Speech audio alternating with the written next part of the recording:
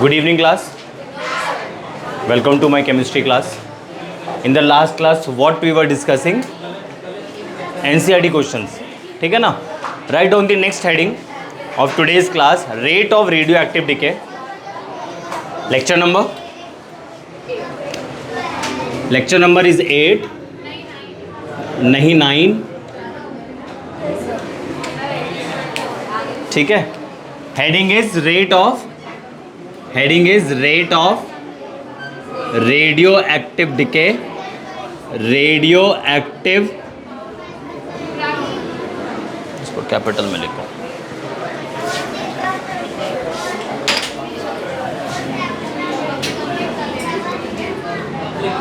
Rate of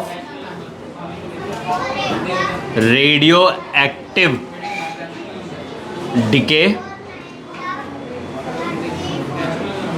rate of radio active decay या disintegration, ये next heading है और आज की हेडिंग है डिसइंटीग्रेशन. डिसइंटीग्रेशन.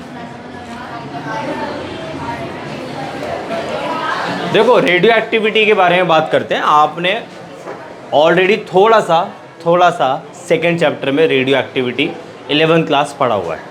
थोड़ा सा अगर आपको याद हो.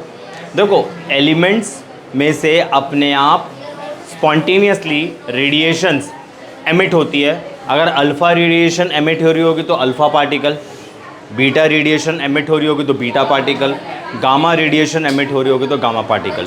और जब एलिमेंट में से या किसी सब्सटेंस में से, आई मीन टू से रेडियो एक्टिव एलिमेंट में से या रेडियो एक्टिव सब्सटेंस में से अपने आप ये पार्टिकल्स एमिट होते हैं ना, तो आपका रेडियो एक्टिव एलिमेंट या रेडियो एक्टिव सब्सटेंस डिके होता चला जाता है.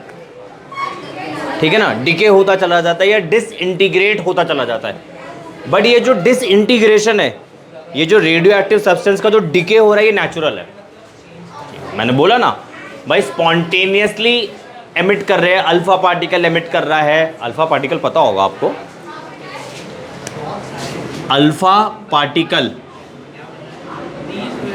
Alpha particle is basically helium particle. Beta particle is basically electron. Gamma particle is basically neutron. है ना? ये पार्टिकल्स आपके एलिमेंट में से, आई मीन टू से रेडियो एक्टिव एलिमेंट में से या रेडियो एक्टिव सब्सटेंस में से स्पॉन्टेनियसली अपने आप एमिट होते हैं.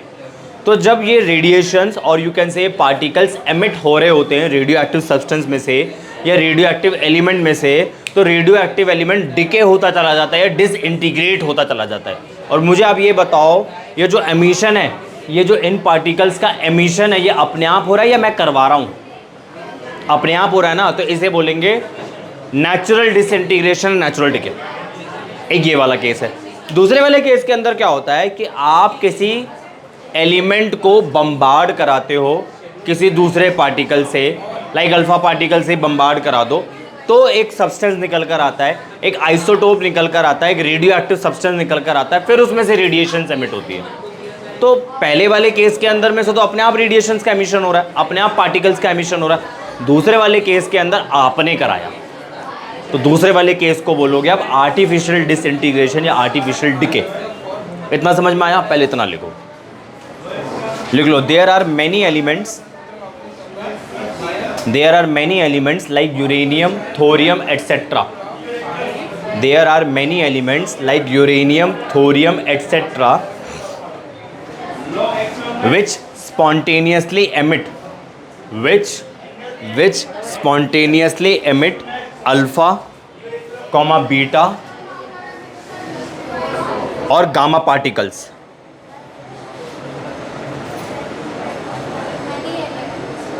There are many elements like uranium, thorium, etc. which spontaneously emit alpha, beta and gamma particles. This phenomena is called natural radioactivity. This phenomena is called natural radioactivity. This phenomena is called natural radio activity. Next line से लिखो, certain elements, क्या छूट गया, there, मैं दोबारा बोल देता हूँ, there are many elements like uranium, thorium etcetera which spontaneously emit alpha comma beta and gamma particles, full stop करके, this phenomena is called natural radio activity. Next line से लिखो, certain elements are not radio active as such, certain elements are not radioactive as such, but on bombardment means strike कराना, but on bombardment with subatomic particles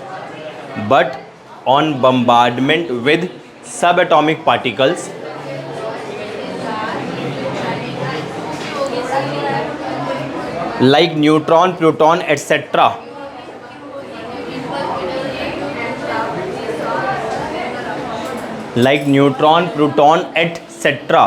Produce isotopes which are radioactive. Produce isotopes which are radioactive. This phenomena is called artificial radioactivity. This phenomena is called artificial radioactivity. This phenomena is called artificial radioactivity. सही है, अभी तक जो बताया है वही लिखवाया है। नेक्स्ट लाइन से लिखो, the emission of particles,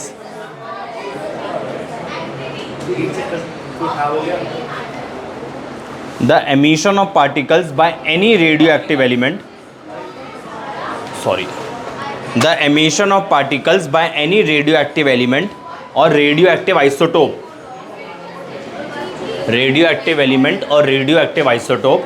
the emission of particles by any radioactive element or radioactive isotope is called radioactive decay. The emission of particles by any radioactive element or radioactive isotope is called radioactive decay और radio active disintegration. सही है। अच्छा एक बात बताओ, इस topic से पहले आपने लॉ ऑफ मास एक्शन पढ़ा था और रेट लॉ भी पढ़ लिया आप लोगों ने। रेट लॉ की हेल्प से आपने order of the reaction calculate करना सीखा है। उन दोनों में हमने एक ही कॉमन चीज़ देखी है, rate of reaction is directly proportional to the concentration of the reactant. In a similar way अगर आप इस टॉपिक के अंदर rate of radio active decay के बारे में बात करो, मतलब किस रेट से रेडियो एक्टिव एलिमेंट का डिके हो रहा है, टूटना, डिके मतलब टूटना। भाई आप खुद सोचो ना, उसमें से जब पार्टिकल्स निकलते रहेंगे, आपका या अल्फा पार्टिकल कह लो, बीटा पार्टिकल कह लो या गामा पार्टिकल कह लो, ये पार्टिकल्स अपने आप निकलते रहेंगे तो जो आपका रेडियो एक्टिव एलिमेंट होगा वो धीरे धीरे करके डिके होता चला जाएगा, टूटता चला जाएगा। इसे ही बोलते हैं डिके होना या डिसइंटीग्रेट होना। तो मैं आपको कह रहा हूँ कि अगर रेट ऑफ डिके मुझे निकालना हो, rate of radio active decay निकालना हो या rate of radio active disintegration, rate of radio active disintegration निकालना हो तो वो किसके प्रोपोर्शनल होगा? दोबारा सुनो, rate of reaction is directly proportional to the concentration of the reactant. Reactant की कंसंट्रेशन चेंज होगी तो रेट ऑफ रिएक्शन भी चेंज होगी। मैं आपसे कह रहा हूँ कि rate of radio active decay अगर मुझे कैलकुलेट करना हो तो वो किसके प्रोपोर्शनल होगा? बहुत इजी है, बोलो। पार्टिकल्स। अरे जिस एलिमेंट का, जिस एटम का डिके हो रहा है उसी की कंसंट्रेशन के डायरेक्टली प्रोपोर्शनल होगा ना।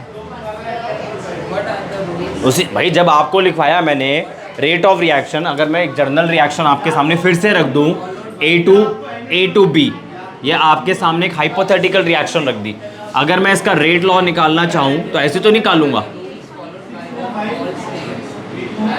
कंसंट्रेशन की पावर 1। अगर मैं फर्स्ट ऑर्डर की बात करूँ तो अरे ये रेट ऑफ रिएक्शन तो है। तो इन अ सिमिलर वे अगर मैं बोलूँ rate of radio active decay तो ये बनेगा directly proportional to n। n is a number of radioactive atom, radio active element, number of atom of radio active element. आया समझ में? तो लिखो आगे, रेट ऑफ डिसइंटीग्रेशन और decay rate of disintegration or decay at any time depends upon the rate of disintegration or decay at any time depends upon the number of atoms. Rate of disintegration or decay at any time depends upon the number of atoms of the radioactive element. Number of atoms of the radioactive element or isotope, radioactive element or isotope present at that time.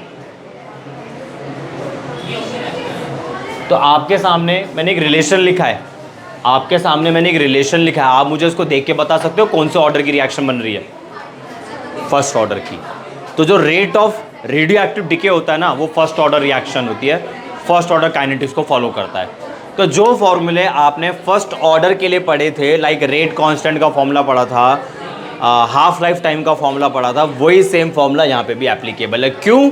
क्योंकि rate of radio active decay is directly proportional to the number of atoms of the radio active isotope या radio active element, और power है 1. तो जब इधर first order है तो first order के लिए रेट कांस्टेंट का जो भी फॉर्मूला बनेगा वो किसके बराबर होगा? आई मीन कौन सा फॉर्मूला होगा? जो आपने इंटीग्रेटेड रेट इक्वेशन पढ़ा था, है ना. आप लिखो इसके अंदर, आपको भी लिखवाया मैंने, रेट ऑफ डिसइंटीग्रेशन और decay at any time depends upon the number of atoms of the radio active element और isotope present at that time. Hence radio active disintegration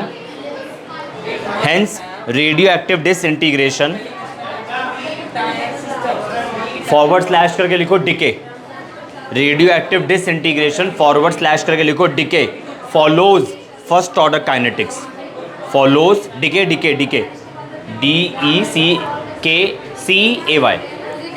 hence radio active disintegration और decay follows first order kinetics. तो एक बात बताओ, अगर यहाँ लिख रहा हूँ, अगर मैं N0 ले लूँ, N0 क्या है?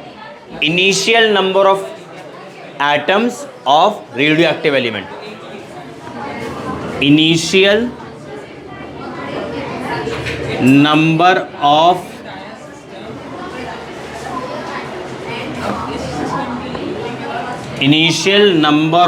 Atoms of radio active element या आइसोटोप, और N क्या होगा? Number of atom of radio active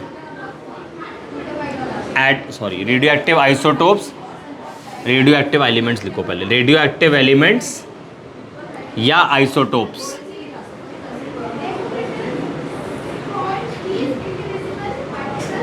at time t.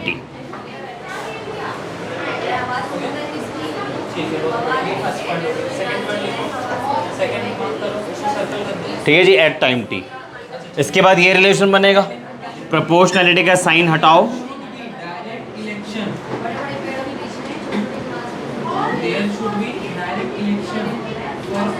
सही है, ठीक है. जब आप इसको इंटीग्रेट करोगे, जैसे वहाँ पे आपने कैलकुलेशन करी थी, सेम अगर आप कैलकुलेशन यहाँ करोगे, इंटीग्रेट करने के बाद आपको क्या मिल जाएगा? k is equal to 2.303 by T log N0 by N, है ना. इसका दूसरा वर्जन क्या था इसका दूसरा वर्जन हमने क्या देखा था? k is equal to 2.303 by T log a divided by a minus x. और यहाँ पे x क्या बताएगा? कितना एटम डिसइंटीग्रेट कर गया. x is a number of atoms of radio active element या आइसोटोप्स डिकेड. ठीक है ना, कितना डिके हो चुका है वो x बताएगा. तो जो फॉर्मूला आपने फर्स्ट ऑर्डर रिएक्शन के अंदर हाफ लाइफ के लिए पढ़ा था, इधर भी वही फॉर्मूला होगा हाफ लाइफ का. तो टी हाफ अगर आपको निकालना हो, टी हाफ का मतलब क्या होगा? जब आपका आधा रेडियो एक्टिव एलिमेंट डिके कर जाएगा, वही हुआ ना टी हाफ। तो टी हाफ किसके बराबर हो जाएगा? 0.6931 बाई के। आया समझ में? कुछ सेम ही है, कुछ नया तो बताया नहीं मैंने। उतारो फटाफट से।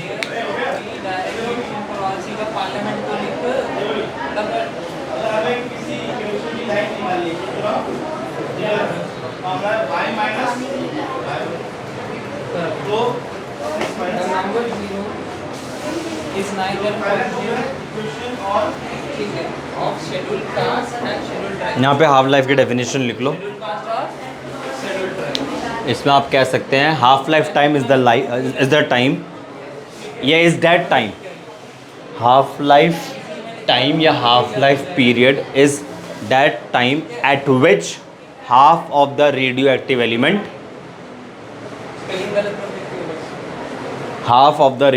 एलिमेंट डिसइंटीग्रेट्स।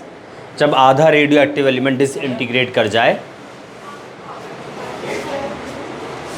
जिस टाइम पे आधा रेडियो एक्टिव एलिमेंट डिसइंटीग्रेट कर जाएगा उसे आप बोलोगे हाफ लाइफ टाइम। अच्छा एक बात सुनो, आपने एक चीज़ समझ ली कि रेडियो एक्टिव एलिमेंट में से जब रेडिएशंस एमिट हो रही है तो रेडियो एक्टिव एलिमेंट डिके होता चला जा रहा है। आपको लगेगा धीरे धीरे धीरे धीरे धीरे धीरे करके सारा का सारा एलिमेंट डिके कर जाएगा, but the answer is no. हमेशा ध्यान रखना, कभी भी पूरा का पूरा रेडियो एक्टिव एलिमेंट डिसइंटीग्रेट करता ही नहीं है। यहीं से मैं एक और बात आपको बताता हूँ फर्स्ट ऑर्डर रिएक्शन के बारे में। आपके हिसाब से फर्स्ट ऑर्डर रिएक्शन कभी कंप्लीट होती है या कभी नहीं होती कंप्लीट? चलो सोच के बताना, घर जाना, थोड़ा बुक रीड करना, इंटरनेट में सर्च करना। बस I would suggest book read करना और ढूंढ के लाना आंसर। नहीं आएगा तो मैं ही बताऊंगा, ठीक है ना। फिलहाल वापस आ जाते हैं। हाँ, मैं ये कह रहा था क्योंकि रेडियो एक्टिव एलिमेंट में से पार्टिकल्स का एमिशन हो रहा है, जो रेडियो एक्टिव एलिमेंट है वो डिके हो रहा है, तो हमें ऐसा लगेगा कि रेडियो एक्टिव एलिमेंट धीरे धीरे धीरे धीरे करके डिके होते होते होते पूरा ख़त्म हो जाएगा। बट हमेशा ध्यान रखना, कभी भी पूरा का पूरा रेडियो एक्टिव एलिमेंट डिके होता ही नहीं है, ठीक है जी। तो लिख लो आप, whole of the radioisotope, whole of the radioisotope never disintegrates।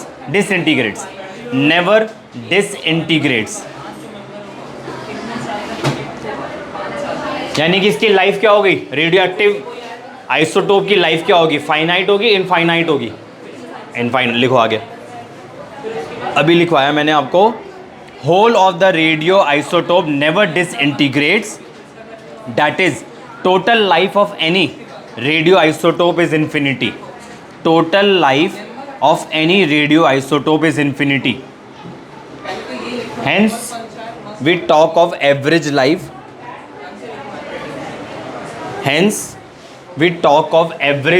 or natural life, ठीक है ना।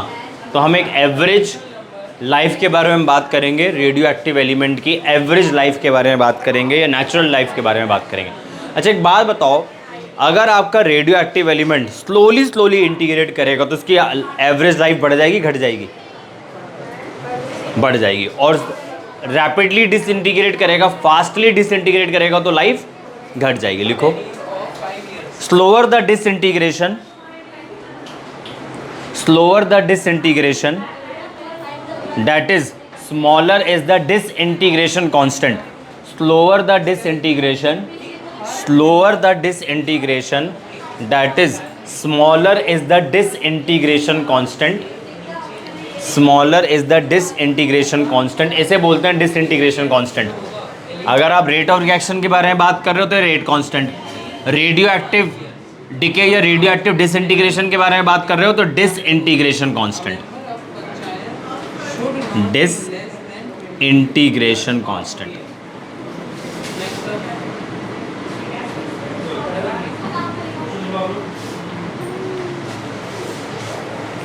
ठीक है जी, क्या लिखा आप लोगों ने अभी?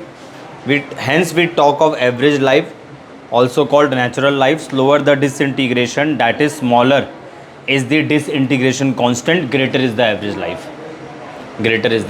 life. तो average life या नेचुरल लाइफ को?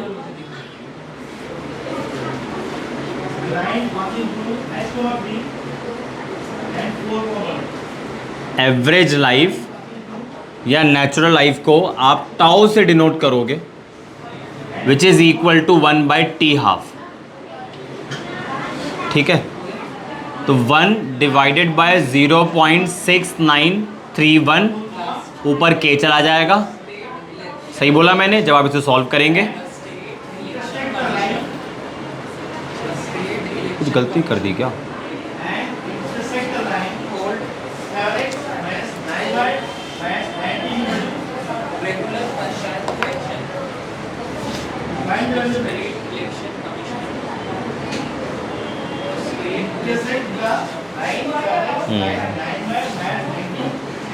One by 0.6931 by t², 1/k एक इक्वल होता है, करेक्ट कर दिया। 1/0.6931 मल्टीप्लाई बाय t², आप इसे सॉल्व करेंगे 1.44 t² टाउ। ठीक है, एनसीईआरटी दिखाना।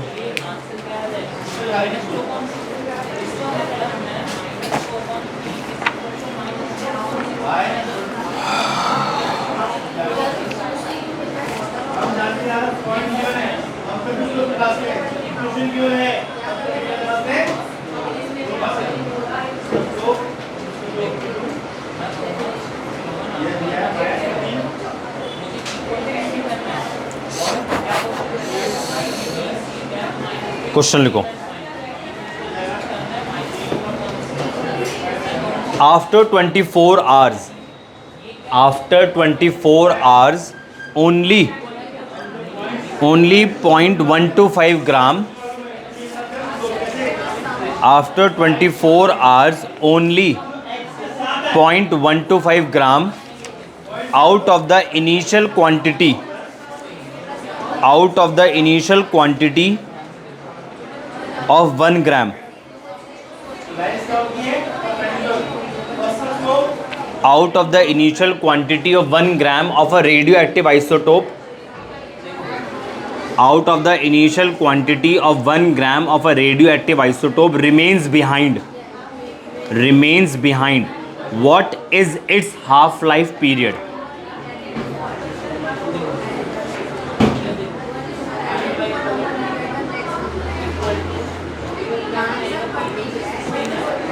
What is its half-life period? Easy है क्वेश्चन या टफ है?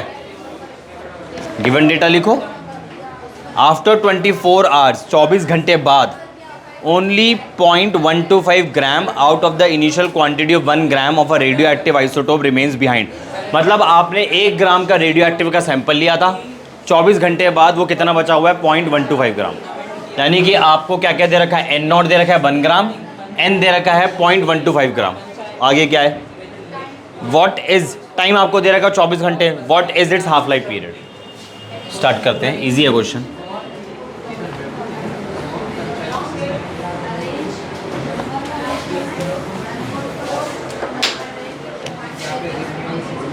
टाइम आपको दे रखा है 24 hours, एन आपको दे रखा है N0 सॉरी, N0 आपको दे रखा है 1 ग्राम,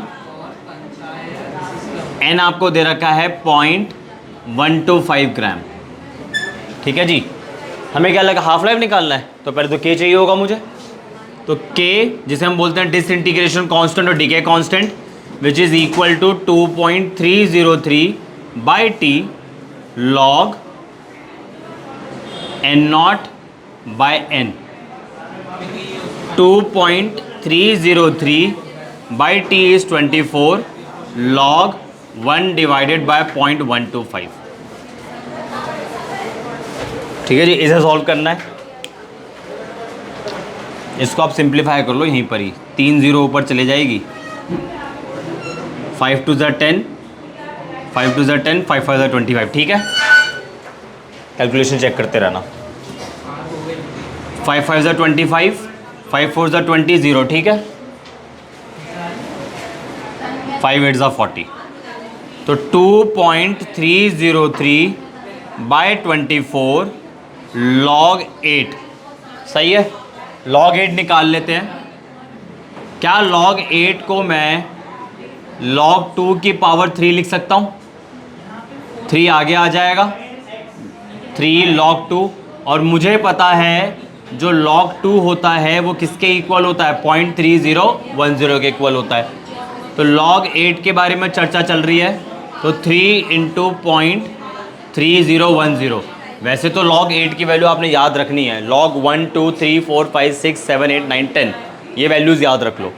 log 8 नहीं है याद तो देखो आपके सामने कैलकुलेट करा है मैंने। 3 0 0, 3 1 3, अगेन 0 9, तो log 8 की वैल्यू आ गई है मेरे पास। तो 2.303 बाय 24 इंटू 0.9030। एक बात बताओ, क्वेश्चन में कहीं बोला गया है मेरे को कि के कैलकुलेट करूं? मैं बोला है? मैं यहाँ मेहनत नहीं करूँगा, मैं सीधा अब हाफ लाइफ का फॉर्मूला लिखूंगा। ठीक है, हाफ लाइफ का फॉर्मूला हमने सीखा है, T half is equal to 0.6931 by K, 0.6931 by के, डैट इज 2.303.9030 मल्टीप्लाई बाय 24। अब आपने इसे सॉल्व करना है और ये आपका आंसर जो आएगा आर्स में आएगा, क्योंकि हमने शुरुआत यहाँ से आर्स में करी थी। कैलकुलेशन में आप पे छोड़ू, आगे बढ़े। अब करना है हमें एनसीईआरटी का क्वेश्चन 3.14, एनसीईआरटी 3.14। पहले एक मिनट देख लो भाई, फिर आप करते रहना कॉपी। एनसीईआरटी 3.14, ये कैलकुलेशन मैंने आप पे आपको होमवर्क पे दी, गृह कार्य।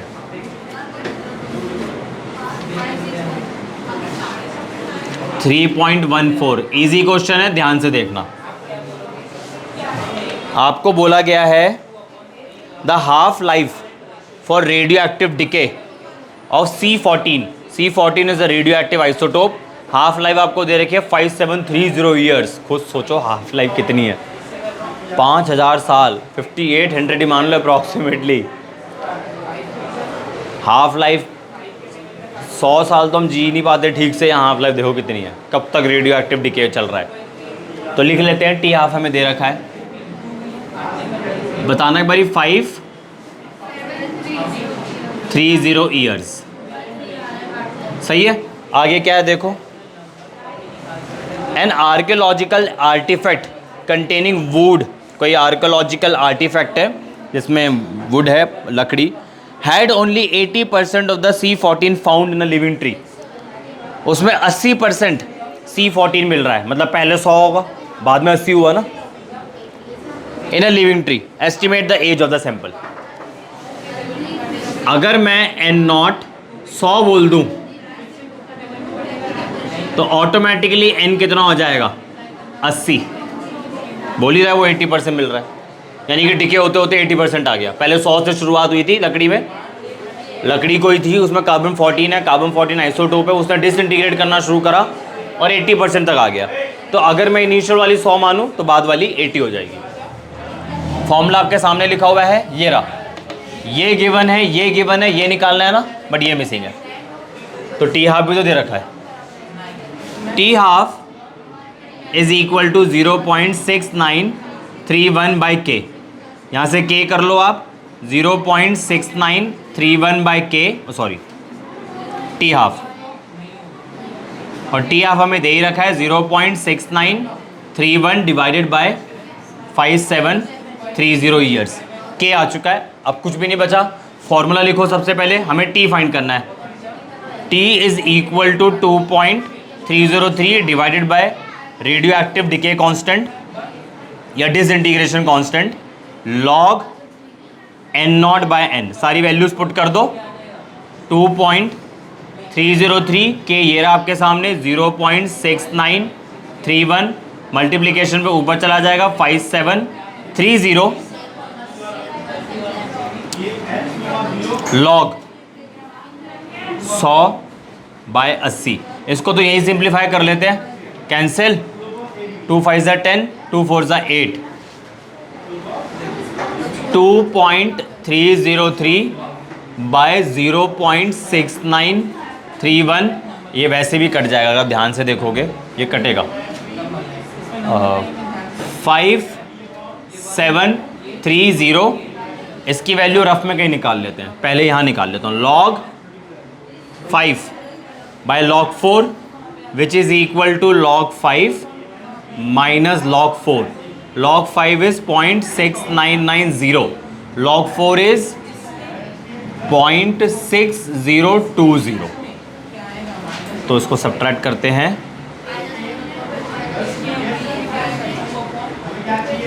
0.0970, तो मल्टीप्लाई बाय 0.970। ये खतरनाक सी कैलकुलेशन आ गई है। हमें फाइंड करना है टी, आपका आंसर आ जाएगा सालों में आएगा, सालों में। कैलकुलेट कर लोगे? अरे बोलो हाँ हूँ, कुछ तो बोलो, करो चलो।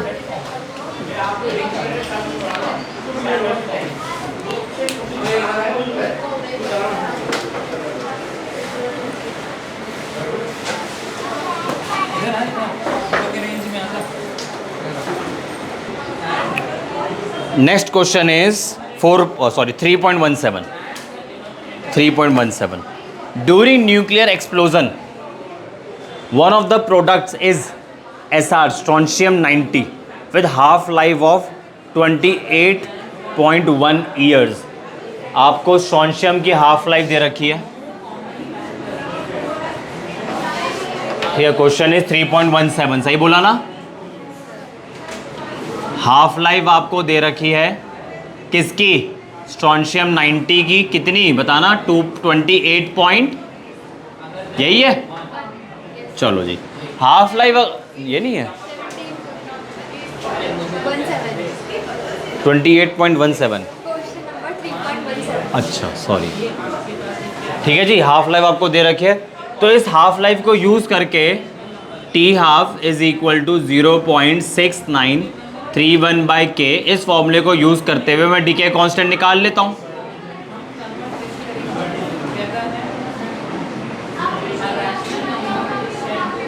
इतना समझ आया? चलो आगे बढ़ते हैं। If 1 microgram of SR90 was absorbed in the bones of a newly born baby instead of calcium, मतलब 1 ग्राम का स्ट्रॉन्शियम 90 एब्जॉर्ब कर लिया गया, एब्जॉर्ब हो गया न्यूली बॉर्न बेबी के अंदर कैल्शियम के बजाय, how much of it will remain after 10 year? 10 साल बाद कितना होगा? रेडियो एक्टिव एलिमेंट है, डिके करेगा, अमाउंट चेंज होगा। तो अगर मैं इनिशियल अमाउंट के बारे में बात करूं, N0 कितना दे रखा है? 1 माइक्रोग्राम, और हमें पता है 1 माइक्रोग्राम किसके इक्वल होता है? 10⁻⁶, है ना? पढ़ रखा है हम लोगों ने, 1 माइक्रो इज इक्वल टू 10⁻⁶। ये हो गया। मुझे N निकालना है, टाइम भी दे रखा है 10 साल बाद।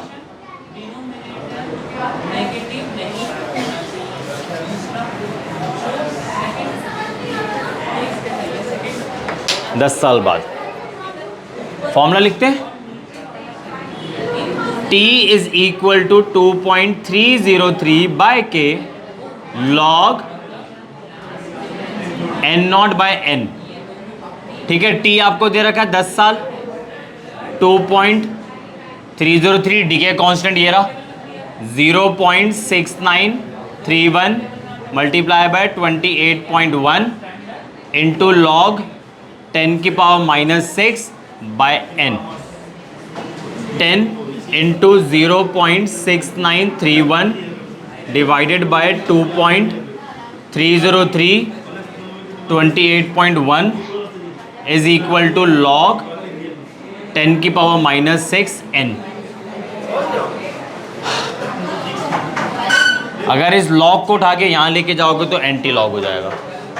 या एक तरीका आप और कर सकते हो, 10 इंटू 0.69, कैलकुलेशन घर से करना क्योंकि बहुत बड़ी कैलकुलेशन है ये।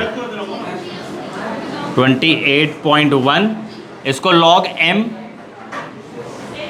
माइनस लॉग n कर लो, कोई प्रॉब्लम थोड़ी ना है। लॉग n को उठा के यहाँ कर दो, ये कितना हो जाएगा? -6 हो जाएगा, प्लस ये सारा number 10 into 0.6931 divided bye, sorry यहाँ नहीं डिवीज़न आएगा, डिवीज़न सिर्फ यहाँ आएगा, 2.303 इंटू 28.1। जब आप इस नंबर को सिंप्लीफाई कर दोगे ना, log n की वैल्यू निकाल दोगे, तो आपने करना क्या है, n को एक तरफ रखना, एंटी लॉग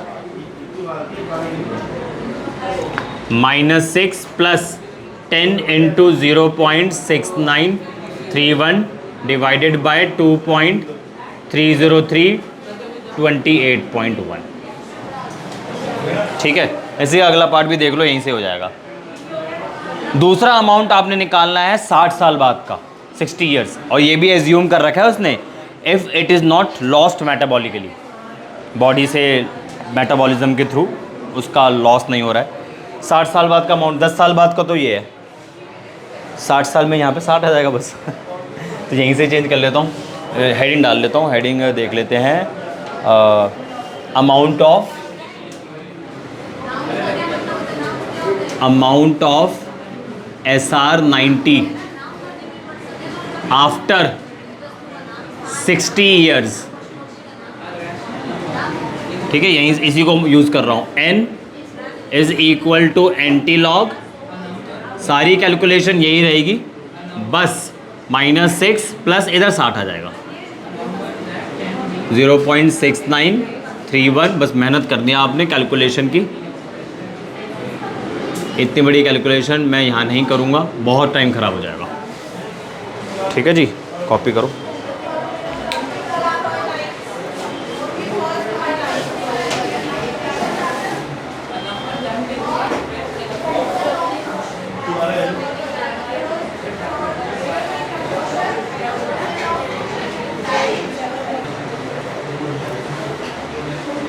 ठीक है, तो एक ही टॉपिक हमने आज अच्छे से कवर करा है विथ 3 क्वेश्चंस। ठीक है जी, तो आज यहीं रोकते हैं हम क्लास को, नेक्स्ट क्लास के अंदर एक्टिवेशन एनर्जी का कॉन्सेप्ट स्टार्ट करेंगे। आज के लिए इतना ही है, और अगर आपको मेरी केमिस्ट्री क्लासेस पसंद आती है तो आप मेरे चैनल को सब्सक्राइब करें, अपने दोस्तों के साथ शेयर भी करें और मेरी वीडियोज़ को लाइक भी करें। Thank you.